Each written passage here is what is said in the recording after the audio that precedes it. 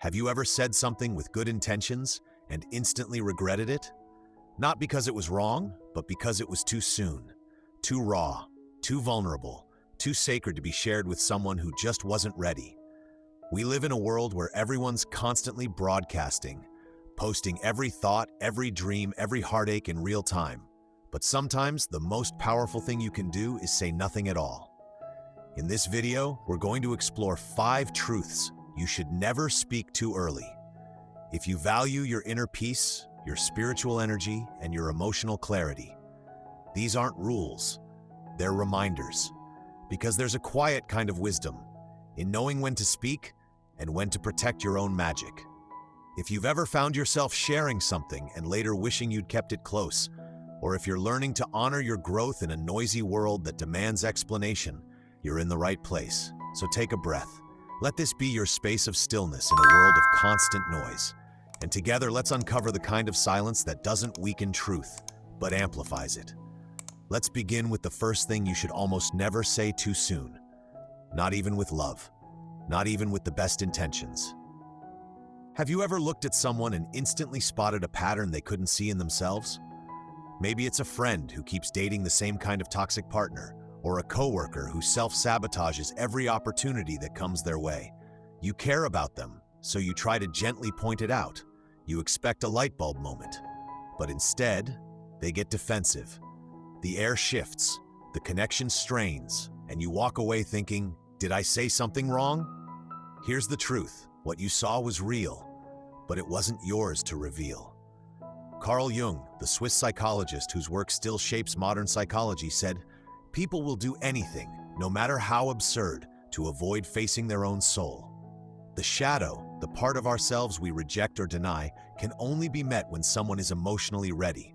And readiness isn't something you can force, no matter how loving your intention. Think of it like handing someone a mirror in a dark room. Even if it's accurate, it just creates confusion or fear. They can't see clearly, and they might blame you for what you showed them. This doesn't mean you can't be honest, but it does mean don't be the flashlight unless someone asks for light. So the next time you clearly see someone's blind spot, pause and ask yourself, is this about helping them or feeding my need to feel wise or helpful? Sometimes the kindest thing you can do is stay silent, hold space, and trust their soul to reveal it when it's time. Because insight without timing becomes a weapon, not a gift. And if you're someone who can see deeply, protect that vision. Not everything you notice is meant to be spoken. Coming up next, we'll talk about another form of silence that holds power, the quiet ending of a connection that no longer matches your growth, and why explaining yourself isn't always a requirement for peace.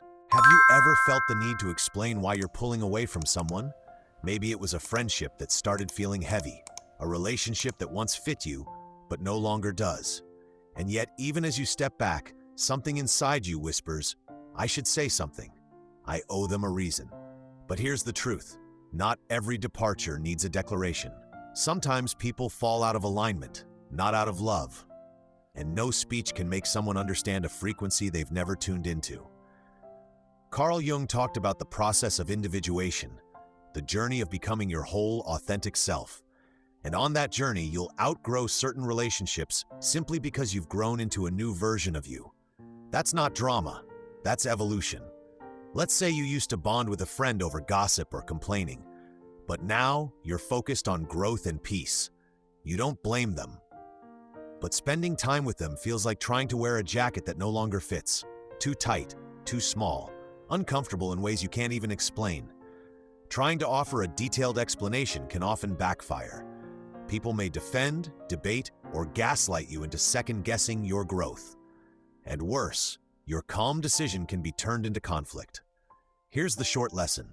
Your peace is not a courtroom. You don't have to build a case just to walk away from what no longer serves you. Silence can be a sacred form of closure, especially when spoken words would only create confusion or hurt. So when your soul outgrows a connection, honor the shift. Let the silence hold space for what words can't explain. And trust that your decision, made in alignment, speaks louder than any apology ever could.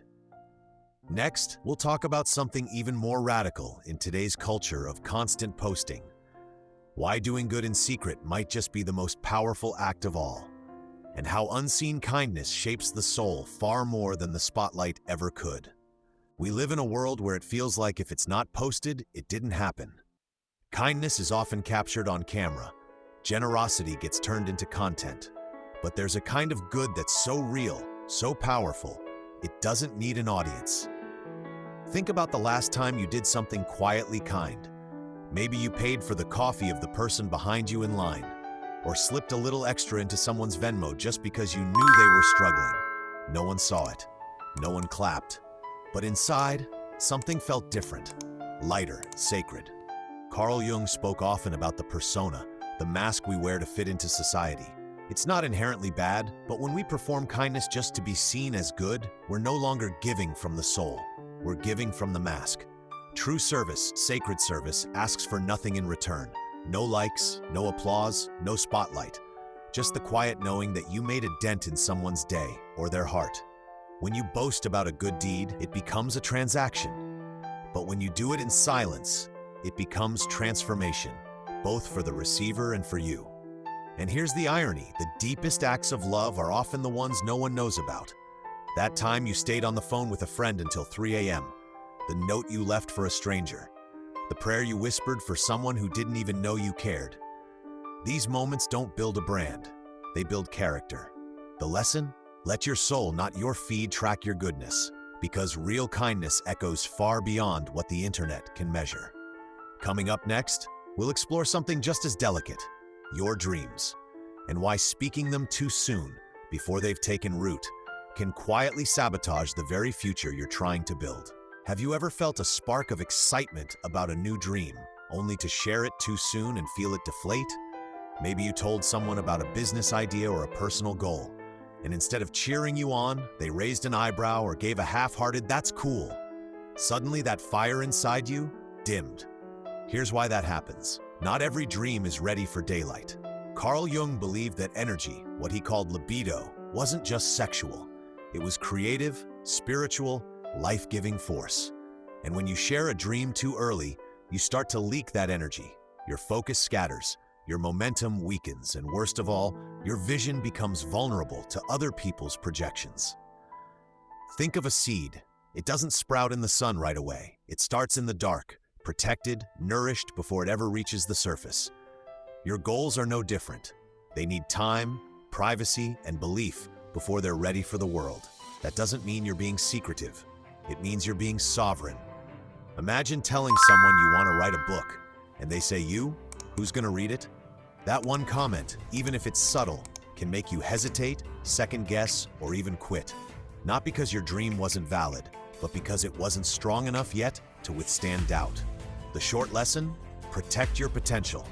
Build it in silence until it can stand in truth. Then, when it blooms, you won't need to announce it.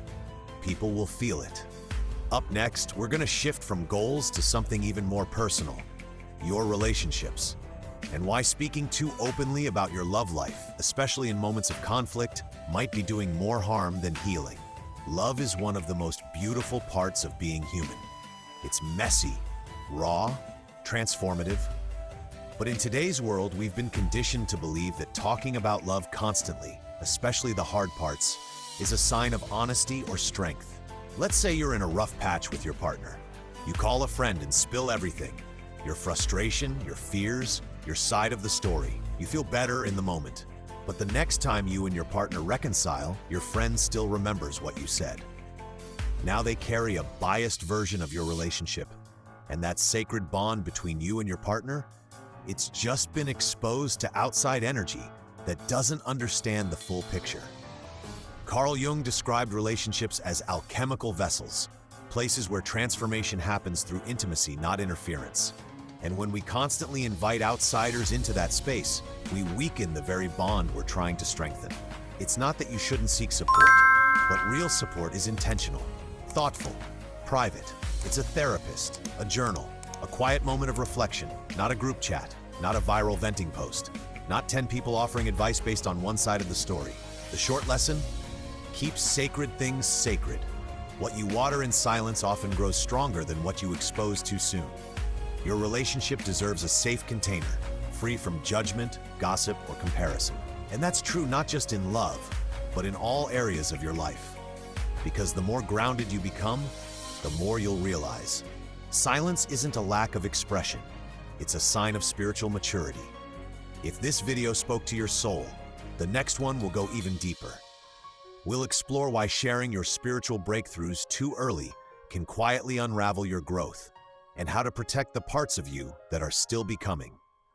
Make sure you're subscribed so you don't miss it. Until then, protect your peace and protect your magic.